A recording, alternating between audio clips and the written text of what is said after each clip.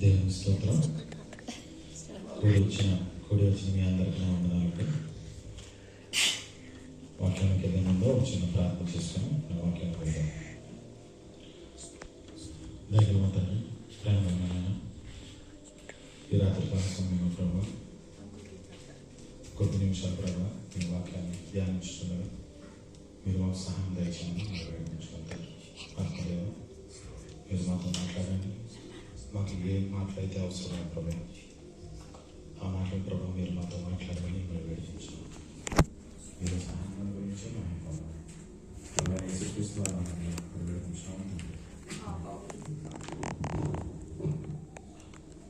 మనం ఇక్కడ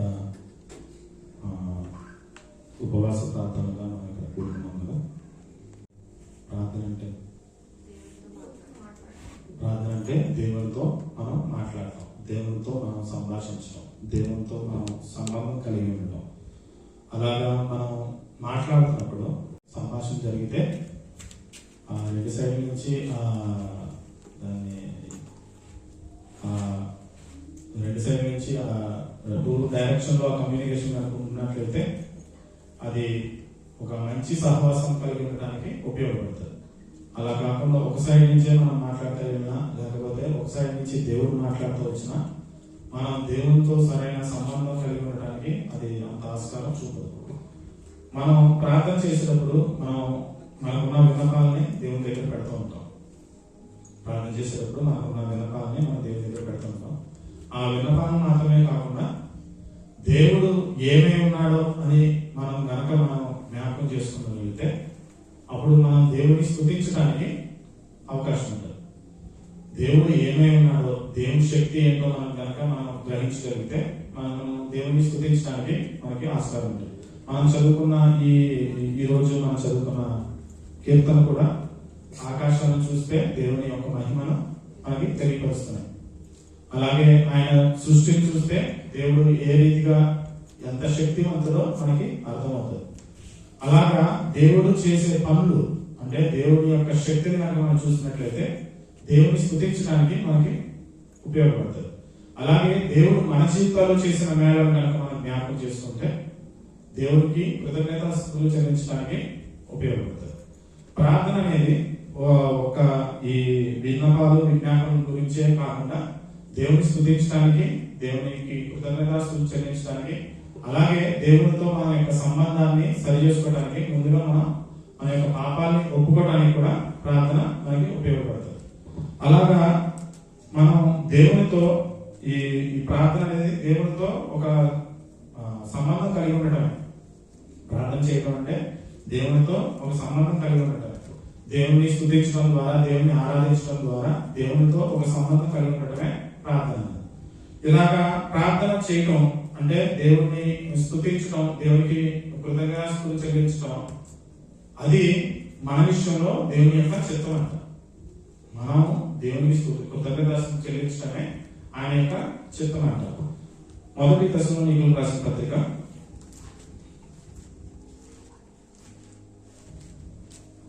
5వ అధ్యాయం 18వ వచనం. మొదటి తెస్సలోనికీయులకు రాసిన పత్రిక 5వ అధ్యాయం 18వ వచనం. ప్రతి విషయమునందును కృతజ్ఞతాస్తుతులు చెల్లించుడి. ఇలాగు చేయుట యేసుక్రీస్తునందు మీ విషయంలో దేవుని చిత్తము. మనం ప్రతి విషయంలోనూ దేవునికి కృతజ్ఞతాస్తుతులు చెల్లిస్తే అది మన విషయంలో దేవుని యొక్క చిత్తము. ఏ విషయాల్లో మనం కృతజ్ఞతాస్తుతులు చెల్లించగలం? మన చుట్టూ ఉన్న మన యొక్క ఈ ప్రకృతిని కనుక మనం పరిశీలించినట్లయితే మనకి చాలా విషయాలు మనకి జ్ఞాపకం వస్తాయి. ఏ విషయాల్లో మన దేవునికి స్తుతులు చెల్లించవచ్చు. మొన్న వారం అంకులు చెప్పినట్లు ఈ మేఘాన్ని చూసినా సరే మనకి అర్థమవుతుంది దేవుని యొక్క శక్తి ఏంటో. ఎందుకంటే అంకులు చెప్పినట్టు చిన్న చిన్న బకెట్లో నీళ్లు పెట్టడానికి మనకి చాలా శక్తి కావాలి కదా. అలాంటిది కొన్ని వేల క్యూబిక్ లీటర్ల వాటర్ దాంట్లో ఉంటుంది కదా. ఆ మేఘాల్లో ఒక ప్రదేశం నుంచి ఇంకో ప్రదేశానికి వెళ్తుంటాయి. అవి మనం జ్ఞాపకం చేసుకున్నా సరే మనం దేవుని యొక్క శక్తిని మనం చూపించగలం. అలాగే సమయం గడుస్తున్న కొద్దీ ఆయన మారుస్తున్న కాలాలను బట్టి లేకపోతే మనకు వస్తున్న ఈ ఋతువులను బట్టి కూడా మనం దేవుని స్తుతించే బదులునే ఉన్నాం. ఇలాగా ఒక్కొక్కటి మనం జ్ఞాపకం చేసుకుంటే మనకి బైబిల్లో కూడా ఉంది కదా, పిచ్చుకలు చూసారా, అవి విత్తవు కోయవు, కానీ వాటికి ఆహారం సమృద్ధిగా దొరుకుతుంది. అవి ఏమి సమకూర్చుకోవు కానీ ఆ ఏ రోజుకి కావాల్సిన ఆహారం వాటికి సమృద్ధిగా దొరుకుతుంది. ఈ విషయం మనం జ్ఞాపకం చేసుకున్నా మనం దేవుని స్తుతించకుండా ఉండలేము. కొన్ని మనుషుల విషయమే మనం చూసుకుంటే మనం ఎప్పుడు ఎలా పోతున్నామో మనకు తెలియదు. అసలుకి మన యొక్క పుట్టినప్పుడు మన యొక్క బాడీ సెల్స్ లోకి ఆ రక్తం ఎలా వస్తుందో కూడా ఇంతవరకు ఎవరు కనుక్కోవాలి. ఆ రక్తంలోనే ప్రాణం ఉంటుంది, కానీ ఆ రక్తం ఎలాగా తయారవుతుందో ఇంతవరకు ఎవరు కనుక్కోలేదు. ఏ డాక్టర్కి తెలియదు ఇంతవరకు. అటువంటి గొప్ప సృష్టిని మనం ఆలోచన చేసినట్లయితే దేవుని స్తుతించకుండా ఉండలేము. ఇలాగా ఎప్పుడైతే దేవుని స్తుతిస్తామో అప్పుడు మనకు తెలియకుండానే దేవుని యొక్క శాంతి మనలోకి వస్తుంది. మనకు తెలియకుండానే దేవుని యొక్క సమాధానం మనలోకి వస్తుంది. ఫిలిప్పీయులకు రాసిన పత్రిక 4వ అధ్యాయము, ఫిలిప్పీయులకు రాసిన పత్రిక 4వ అధ్యాయము 6-7 వచనాలు. దేనిని గూర్చి చింతపడకుడు గాని ప్రతి విషయంలోనూ ప్రార్థన విజ్ఞాపనముల చేత కృతజ్ఞతాపూర్వకంగా మీ విన్నపములు దేవునికి తెలియజేయుడి. అప్పుడు సమస్త జ్ఞానమునకు మించిన దేవుని సమాధానము యేసుక్రీస్తు వలన మీ హృదయములకును మీ తలంపులకును కావలి ఉండును. మనం ఎప్పుడైతే ప్రతి విషయంలో మనకి ఎదురయ్యే ప్రతి విషయంలోనూ కనుక మనం దేవుని స్తుతించగలిగితే, దేవుని యొక్క క్రియలు మనం గమనించి, దేవుని యొక్క శక్తిని కనుక మనం గమనించి దేవుని స్తుతించగలిగితే అప్పుడు మన యొక్క సమస్త జ్ఞానం మించిన దేవుని యొక్క సమాధానము మన యొక్క హృదయాలకి మన యొక్క ఆలోచనలకి అది కావాలి ఉంటుంది. ఎప్పుడైతే దేవుని యొక్క ఆ యొక్క సమాధానం కానీ దేవుని యొక్క శాంతి కానీ మనలోకి వస్తుందో అప్పుడు మనం దేవుని యొక్క హృదయాన్ని ఎక్కువగా మనం తెలుసుకోగలం, దేవుని యొక్క మనసును మనం గ్రహించగలం. అలా మనం మనసును గ్రహించగలిగినట్లయితే మనం చేసే ప్రార్థన కూడా మారిపోతుంది. ఎప్పుడైతే దేవుని యొక్క మనసును మనం గ్రహించగలిగినట్లయితే మనం చేసే ప్రార్థన కూడా మారిపోతుంది. మనం చేసే ప్రార్థన ఎలా మారుతుంది అంటే దేవుడు తీసుకునే కొన్ని నిర్ణయాలను కూడా మార్చేసే విధంగా మన యొక్క ప్రార్థన మారిపోతుంది. మనకి బైబిల్లో కొన్ని సంఘటనలు ఉన్నాయి. కొంతమంది భక్తులు చేసిన ప్రార్థనకి దేవుడు చేసిన నిర్ణయాన్ని ఆయన మార్చుకున్నాడు. ఒక సంఘటన మీరేమో చెప్పగలరా? హిజ్కియా ఒకటి, ఇంకా దేవుడు తీసుకున్న నిర్ణయాన్ని మార్చేసే ప్రార్థన. మోషే కనుక మనం చూసినట్లయితే నిర్గమకాండం 32వ అధ్యాయము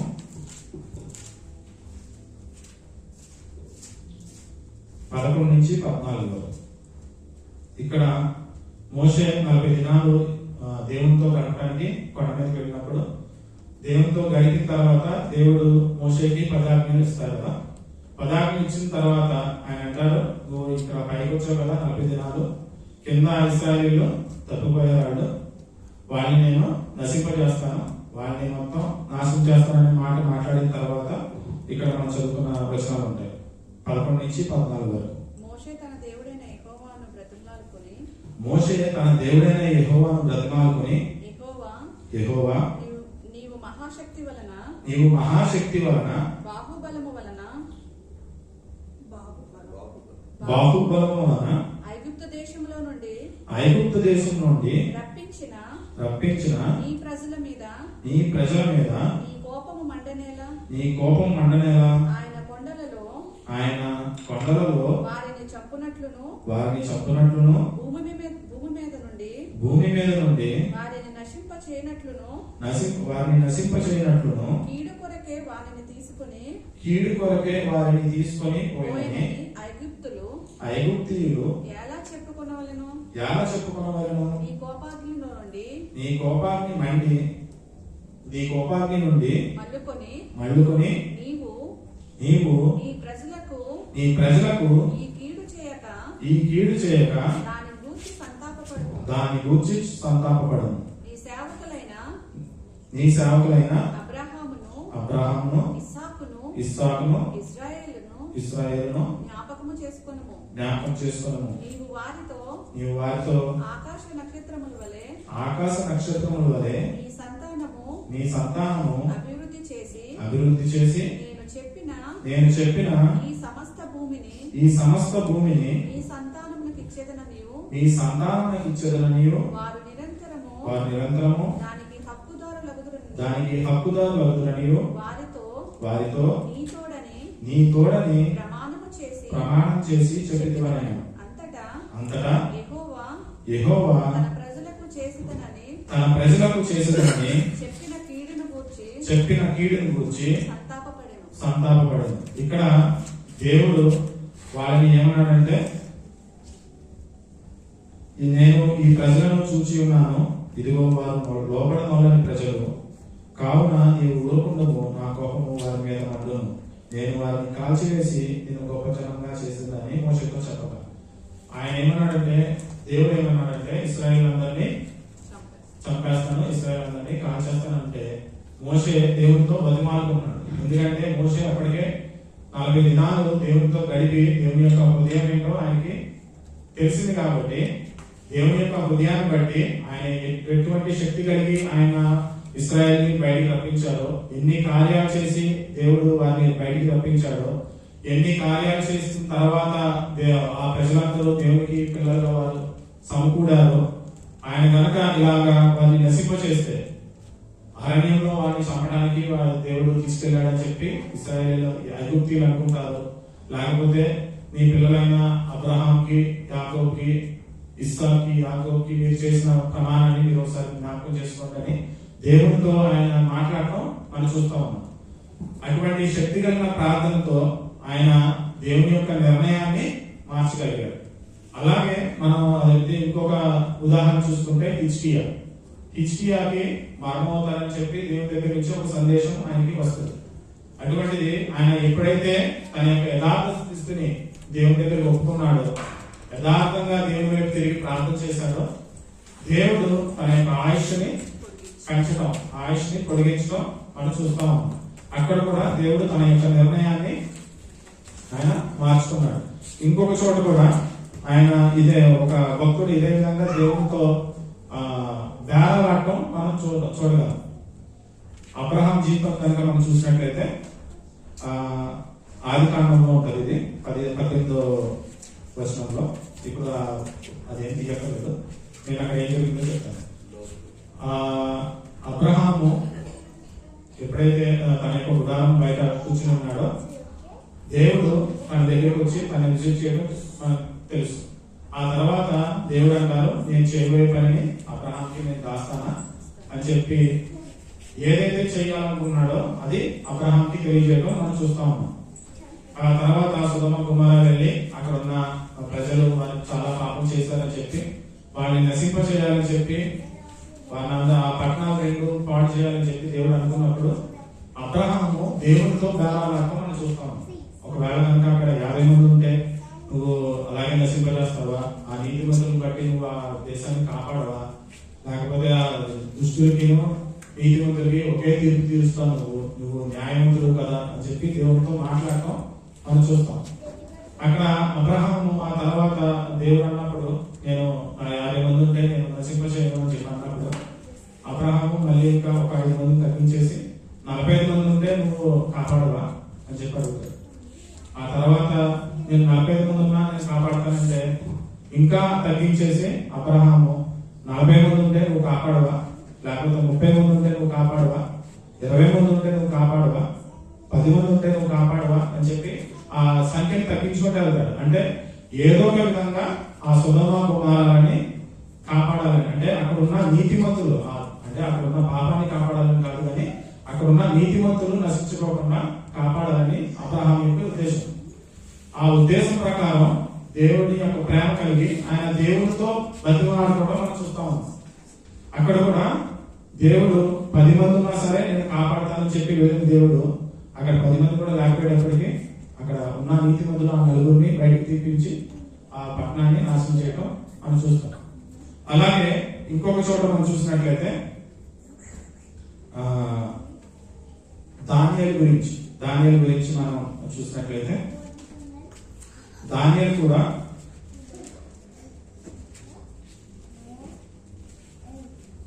తొమ్మిదవ అధ్యాయంలో ఉంది.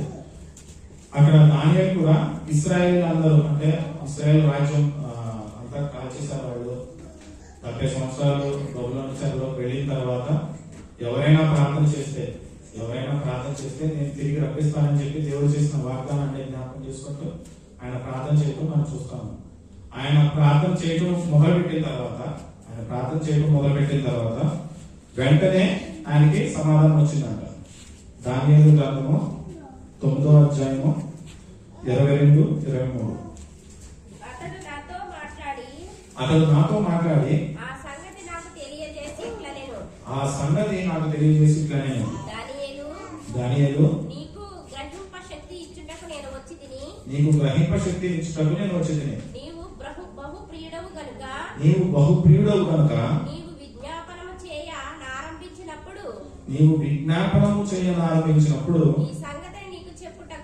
ఈ సంగతిని నీకు చెప్పుటకు వెళ్ళవలనని ఆజ్ఞ బయలుదేరాను. చాలండి. ఇక్కడ దానియేలు కొన్ని రోజులుగా ప్రార్థన చేస్తున్నాడు. ఆయన ఎప్పుడైతే ప్రార్థన చేయడం మొదలుపెట్టాడో ఆ ప్రార్థన చేయడం మొదలుపెట్టినప్పుడే ఆయనకి సమాధానం పంపించమని చెప్పి గబ్రియేలు దూతకి దేవుడు ఆజ్ఞ ఇచ్చారు. ఆ సమాధానం పట్టుకుని దావీదు దగ్గర రావడానికి కొన్ని రోజులు సమయం పడింది.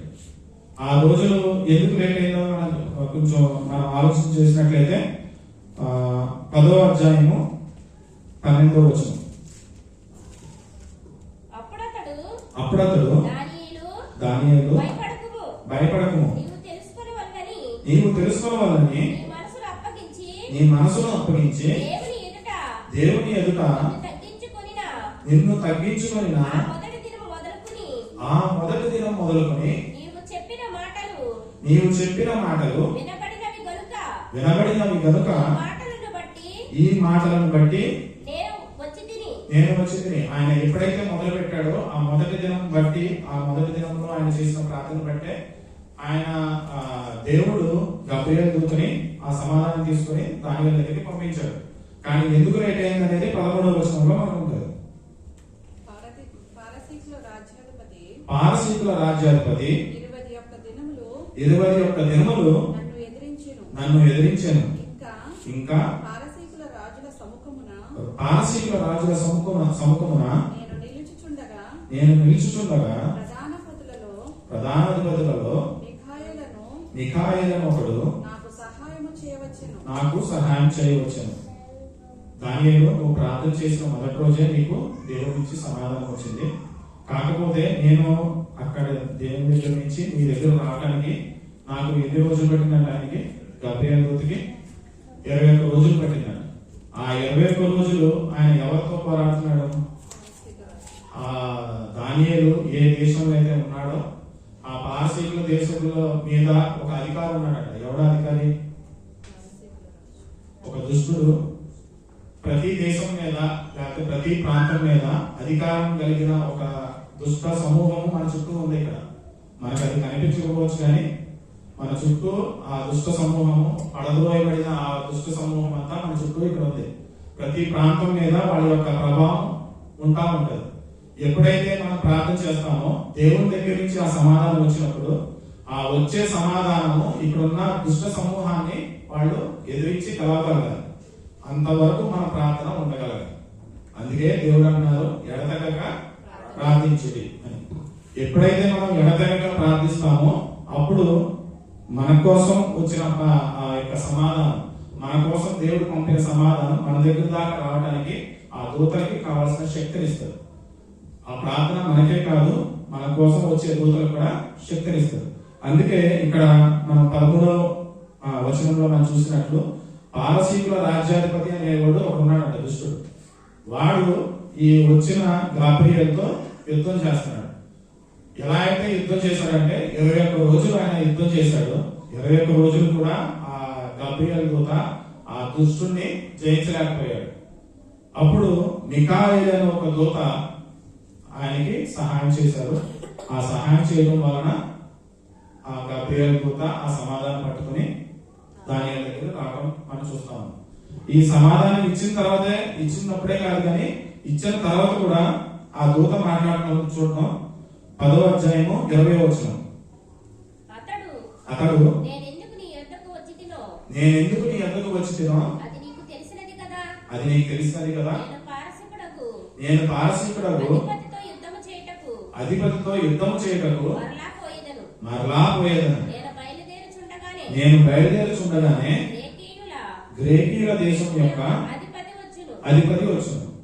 ఎప్పుడైతే దూతలు మనం ప్రార్థన చేసినప్పుడు ఆ సమాధానం పెట్టుకుని దూతలు వచ్చేటప్పుడు కాదు కానీ వెళ్ళేటప్పుడు కూడా ఆ యొక్క పోరాటం ఆ దూతలు ఉండదు. అందువల్ల మన ప్రార్థన మనకి ఏదన్నా సమాధానం రాగానే ఏదన్నా జవాబు రాగానే మన ప్రార్థన ఆపేయకూడదు. కానీ మన ప్రార్థన ఎడతెగక ఉండాలి. ఎడతెగక ఉన్నప్పుడు వెళ్ళే దూతకు కూడా అది ఉపయోగపడుతుంది. అలాగే ఇక్కడ మనం చూసుకున్న ఈ మూడు ఉదాహరణలను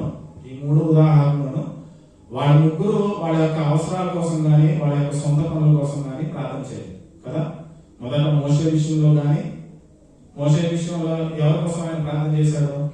ఇశ్రాయేలు కోసం ఆయన ప్రార్థన చేశాడు. రెండవది అబ్రహాం చూసుకుంటే ఆయన ఎవరి కోసం దేవుడితో మాట్లాడాడు? సొదొమ గొమొర్రాలో ఉన్న నీతిమంతుల కోసం ఆయన మాట్లాడాడు. అలాగే ఈ దానియేలు కనుక మనం చూసినట్లయితే ఆయన ఎవరి కోసం? ఇశ్రాయేలు తిరిగి వారి యొక్క దేశానికి పంపించడం కోసం ఆయన మాట్లాడాడు. మనం కూడా ఇక్కడ అనేక దేశాల కొరకు మనం ప్రార్థించడానికి ఇక్కడ సమకూడాం కదా. అనేక మంది రక్షణ కోసం మనం ఇక్కడ సమకూడాం కదా. మనం ఆ ప్రార్థనని మొదలుపెట్టి అలా వదిలేయకూడదు. కానీ ఆ ప్రార్థన మనం నిరంతరం ఎడతెగక చేస్తూనే ఉండాలి. అలా చేస్తూనే ఉన్నప్పుడు దేవుడి తన యొక్క కార్యాన్ని ఆయన మన మధ్యలో చేస్తారు. అలాగే మనం చూసుకున్నట్లయితే భారతదేశానికి కానీ ఇతరుల అనేక దేశాలకు కానీ వాళ్ళు కూడా ఎవరైతే మిషనరీలు ఆయా దేశాలకు వెళ్ళారో వాళ్ళు కూడా ఎంతో ప్రార్థనా శక్తితో ఆ యొక్క దేశాలకు వెళ్ళడం మనం చూస్తా ఉన్నాం. కొంతమంది భక్తుల జీవిత చరిత్రలు కనుక మనం చూసినట్లయితే ఒక ఉదాహరణకి మనం విలియం కేరీ చూసుకున్నట్లయితే ఆయన భారతదేశానికి రాకముందు ఎన్నో సంవత్సరాలుగా ఆయన మిషనరీ పనిలో ఉన్నాడు. ఆయన ఇంగ్లాండ్ లో ఎన్నో సంవత్సరాలుగా ఆయన మిషనరీ పనిలో ఉన్నాడు.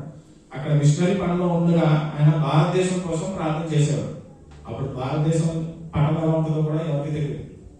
ఆయన బూడిదని అక్కడ కింద చల్లేసి దాని మీద నీళ్లు పోసి ఆ అట్టకట్టమైన ఆ బూడిద దాని మీద ఆయన మోకాళ్ళు ఆయన ప్రార్థన చేసేవాడు. ఈ భారతదేశం చీకట్లో ఉంది, ఈ భారతదేశానికి నేను వెలుగుని తీసుకెళ్లాలని. అదే రీతిగా ఆయన ప్రార్థన చేసి ఆయన భారతదేశానికి వచ్చి కొన్ని 40 సంవత్సరాలు 50 సంవత్సరాలు ఉన్నారు. ఎన్నో భాషల్లో బైబిల్ని ఆయన తర్జుమా చేయగలిగారు. మనం ఈ రోజు చదువుకుంటామంటే తెలుగులో బైబిల్ ఇది ఆయన తర్జుమా చేసింది.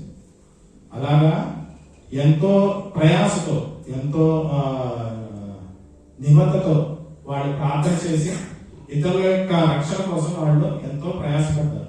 ఆ ప్రయాస వాళ్ళు మొదలుపెట్టి వదిలేదు కానీ ఎంతో నిశ్చయతతో ఎంతో కంటిన్యూస్ అంటే ఎడతెగక వాళ్ళు ప్రార్థనలో గడిపి ఆ యొక్క ఫలాన్ని వాళ్ళు పొందుకున్నారు. వాళ్ళే కాదు వాళ్ళతో పాటు మనం కూడా ఆ ఫలాల్ని మనం అనుభవిస్తున్నాం. ఇలా కూడుకున్న మనందరం కూడా ఇతరుల యొక్క క్షేమం కొరకు, ఇతరుల యొక్క రక్షణ కొరకు, ఇతర దేశాల యొక్క రక్షణ కొరకు మన అందరం కూడా ఎడతెగక ప్రార్థన చేయాలని దేవుడు ఈ చిన్న వాక్యాన్ని మనం వెనుకలో దీవించి ఆశీర్వదించుకున్నారు. Praise the Lord. Hallelujah. Hallelujah. Hallelujah. సమయంలో మనం ప్రార్థన చేస్తున్నాం. ప్రార్థన ఏంటంటే దేవుడు ఎంత గొప్ప దేవుడు అంటే మనం చేసేటువంటి ప్రార్థన